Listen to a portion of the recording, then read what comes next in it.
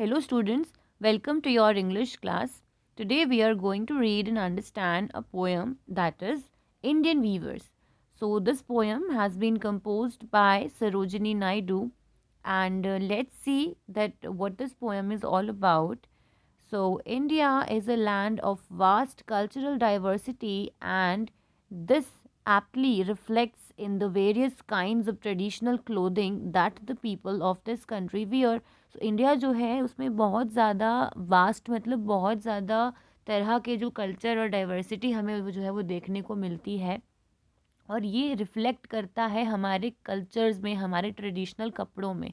जिस तरह से कपड़े जो हैं हर स्टेट में आप जाओगे you will find different types of clothes that they wear. तो यही जो है हमारी कंट्री की डाइवर्सिटी को जो है वो शो करता है।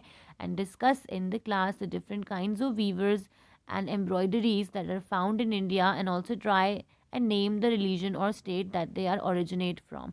So as you know that there are so many different and specific clothes that a particular people wear which belong to a particular state. For example, if you see people who belong to Assam have a different clothes, people who belong to Kashmir have different clothes, people who belong to Goa have different clothes. So every state has its own original cultural dresses. So you are free to understand and find out that which state wears which kind of clothes. So that's up to you. Let's begin with the poem now. Read this poem and tell us how different colors and textures signify different stages of human life. तो ये poem जब हम पढ़ेंगे तो हमें पता लगेगा कि किस तरह से ये तीनों स्टेंजाज जो हैं वो हमारी लाइफ के कुछ स्टेजेस के बारे में बताते हैं, right? So let's start reading now. Weavers weaving at the break of day. Why do you weave a garment so gay?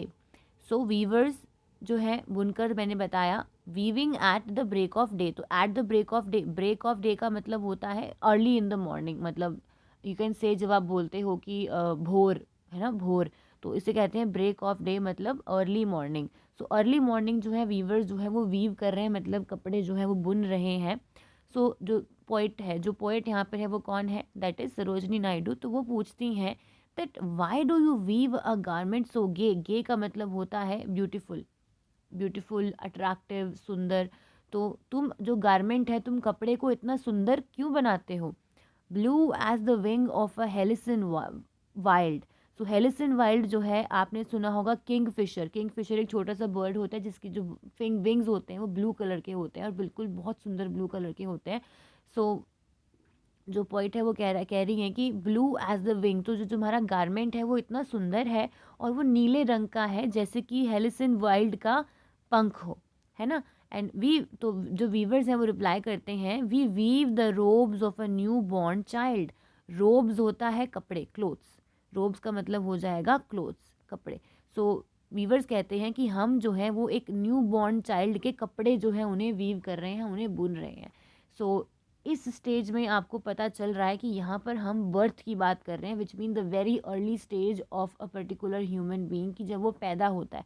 इसमें आपको कोई भी दुख नहीं होता है और everything is happy all around. तो ये वाला जो स्टेंजा है, the first stanza talks about the very early stage of your life, that is your birth. तो ये चाइल्डहुड की बात कर रहा है. नेक्स्ट देखते हैं हम. Weavers weaving at fall of night.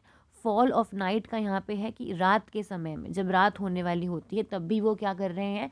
They are weaving. तो पोइटस पूछती है यहाँ पे why do you weave a garment so bright. तुम गारमेंट जो है उसे इतना ब्राइट, ब्राइट मतलब इतना सुंदर क्यों बनाते हो? Like the plums of a peacock purple and green. Plums का यहाँ पे मतलब होता है बेटा पंख. प्लम्स का मतलब यहाँ पे है पंख. जिस तरह से मोर के जो पंख होते हैं नीले और हरे रंग के, उस तरह से तुम्हारा गारमेंट इतना ब्राइट क्यों है? तो वीवर्स रिप्लाई करते हैं we weave the marriage veils of a queen. So veils का मतलब क्या होता है बेटा? घूंघट. घूंघट जो लड़की का जो दुपट्टा होता है, जो पल्ला होता है, उसे घूंघट, उसको कहते हैं व्हील्स. तो वीवर्स कहते हैं कि हम जो है एक दुल्हन के घूंघट को वीव कर रहे हैं, बना रहे हैं, जिसकी शादी होने वाली है. ठीक है. So as you can see यहाँ पे शादी की बातें हो रही. तो दिस जो particular stanza talks about the adulthood, जो आपका जवानी के समय का जो समय होता है जहाँ पे आप मेहनत करते हो, आप ज़िंदगी में कुछ बनना चाहते हो, और एक और स्टेज आती है जिसमें आप शादी भी करते हो. So this stage talks about your adulthood, right? चलिए next and the last stage is, let's see what's here in this stage. So weavers weaving solemn and still. Solemn मतलब यहाँ पे है कि वो बहुत ही गंभीर तरीके से बना रहे हैं, और still मतलब बहुत ही शांत है. ठीक है, तो सोलम यहाँ पे है कि सीरियसली बना रहे हैं, और शांत मतलब स्टिल मतलब शांति से वो बुन रहे हैं. तो वो they are weaving. What do you weave in the moon light chill. Moon light का मतलब यहाँ पे है कि बिल्कुल रात का समय हो चुका है, एंड चिल मतलब ठंड में. तो रात की ठंड में तुम क्या बुन रहे हो? White as a feather and a white as a cloud. तो किसी पंख की तरह सफ़ेद और किसी बादल की तरह सफ़ेद, तुम ये क्या बुन रहे हो? तो वीवर्स रिप्लाई करते हैं, we weave a dead man's funeral shroud. Shroud मतलब होता है आपका कफन. कफन जो जैसे किसी मृत व्यक्ति के शरीर पर जो एक तरह से एक वाइट कलर का जो कपड़ा ढकाया जाता है, उसे कफन कहते हैं. तो वीवर्स रिप्लाई करते हैं कि हम एक मृत व्यक्ति का कफन जो है उसके फ्यूनरल के लिए तैयार कर रहे हैं. फ्यूनरल का मतलब होता है जो अंतिम संस्कार किसी भी डेड बॉडी का किया जाता है, तो उसको कहते हैं फ्यूनरल. तो हम किसी मृत व्यक्ति के अंतिम संस्कार के लिए क्या तैयार कर रहे हैं? कफन. So as you can see here they are talking about death, that is the last stage of a human being's life. ठीक है, तो यहाँ पे जो ये 3 स्टेंजाज हैं उसमें हमने किस बारे में बात की? The poetess is talking about the 3 stages of life. तो यहाँ पे देखिए बात कर रहे हैं हम चाइल्डहुड की. चाइल्डहुड की बात कर रहे हैं. This stage talks about the adulthood. ठीक है, adulthood. And the last stage talks about the death, that is the end of the life.